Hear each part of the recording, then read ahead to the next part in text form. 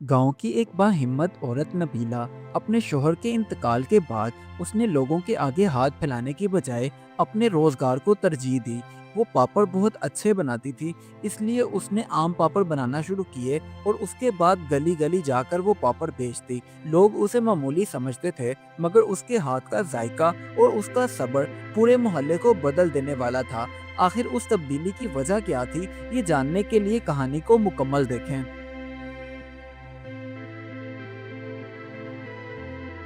गर्मियों के दिन थे, सूरज आग बरसा रहा था और नबीला सेहन में बैठी आम का गूदा कपड़े पर फैला रही थी। यही उसका रोजगार था और यही उसकी पहचान थी, नबीला पापड़ वाली। नबीला बहुत ही पुरइत्माद खतून थी। वो बड़े सब्र के साथ हर पापड़ बनाती, ना ज्यादा जल्दी करती, ना लापरवाही दिखाती, क्योंकि उसे मालूम था कि जायका मेहनत मांगता है और अगर मेहनत ना की जाए तो जायका भी नहीं रहता। धूप में पड़े पड़े पापड़ जब सूख जाते तो नबीला उन्हें बड़ी ही एहतियात के साथ एक साफ सुथरे कपड़े में लपेट देती। पापड़ के हर टुकड़े में उसकी मेहनत शामिल थी, जो कि साफ दिखाई भी देती थी। दोपहर तक नबीला के सारे आम पापड़ रेडी होते थे। उसके बाद वो सारे पापड़ों को लेकर एक टोकरी में डालती और वो टोकरी अपने सर पर उठाकर गांव की गलियों में जाती और आवाज लगाती, आम पापड़ ले लो, आम पापड़ ले लो। जैसे ही नबीला गांव के चौक में पहुंचती तो गांव के बच्चे उसके इर्द गिर्द जमा हो जाते और उससे पापड़ खरीदने लगते। अगर कोई बच्चा कम पैसे लाता तो भी नबीला उसे आम पापड़ दे देती और मुस्कुराकर कहती, कोई बात नहीं बेटा, अगली बार पूरे पैसे दे देना। नबीला की ये हरकत देखकर गांव की अक्सर औरतें आपस में चुपके चुपके बातें करते हुए कहती, ये खुद को बड़ा सखी समझती है बच्चों को मुफ्त में पापड़ देकर, हालांकि खुद इसे इमदाद की जरूरत है, वो भी हमारी। नबीला को देखा देखी गांव की एक और औरत भी आम पापड़ बेचने लगी, मगर उसका जायका बस नाम का था और वो सिर्फ बातों में तेज थी, क्योंकि वो पापड़ बनाने में मेहनत बिल्कुल नहीं करती थी, जिसकी वजह से उसके पापड़ बेकार होते थे।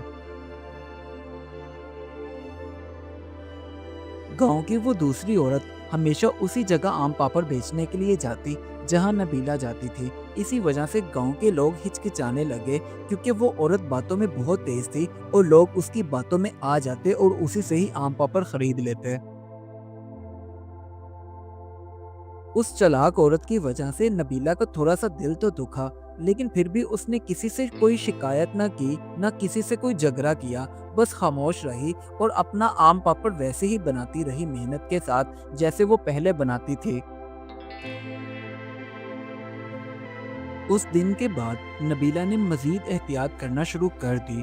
वो खुद हर पापड़ चखती, अगर जरा भी कहीं कमी रह जाती तो वो दोबारा बनाती, क्योंकि उसका उसूल था, जो खुद ना खा सको वो कभी मत बेचो। इसी तरह चंद दिन गुजर जाने के बाद दोबारा से गांव के सभी बच्चे नबीला के पास आ गए और कहने लगे, खाला, आपके पापड़ बहुत ही अच्छे और मज़ेदार होते हैं, क्या लाजवाब जायका होता है, मगर जो दूसरी खाला हैं उनके पापड़ बिल्कुल ही बद जायका होते हैं।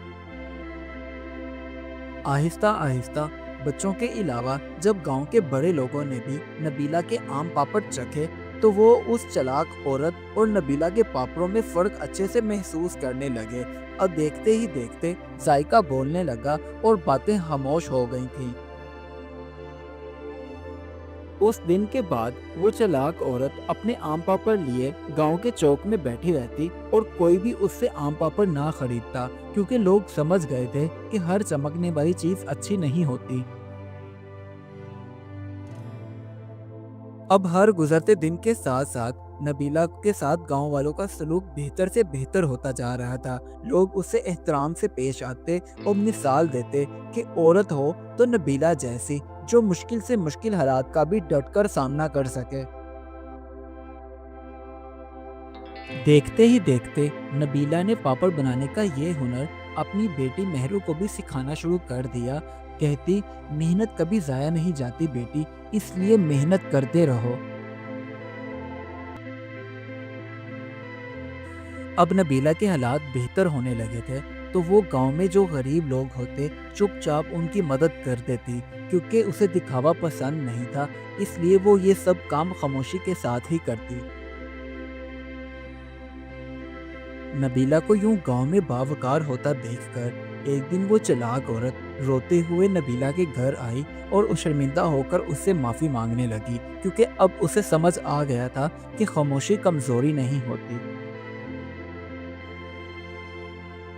دن کا اختتام ہوا، سورج ڈوب رہا تھا اور نبیلہ اپنی عام پاپڑوں والی خالی ٹوکری لیے گھر واپس آ رہی تھی۔